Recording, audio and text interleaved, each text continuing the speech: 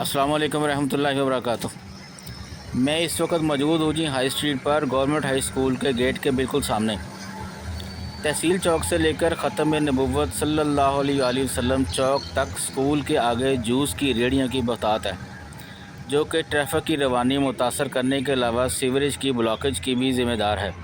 ये देखिए, इस प्रोग्राम के तहत हालिया तामीर शुदा हाई स्ट्रीट और उसके साथ टफ टाइल और गंदे नाले का हाल। ये इन रेहड़ी वालों की कारस्तानी है कि अपना सारा कूड़ा इस नाले में फेंकते हैं। एक और चीज़ जो समझ से बाहर है वो ये कि फुटपाथ अब तक क्यों नहीं बना और यहाँ नाले का मुंह खुला क्यों छोड़ा हुआ है। कहीं ये सब मिली भगत टीएम में और रेहड़ी वालों की तो नहीं है? कहीं इस कूड़े की मार एक जूस का गिलास तो नहीं है?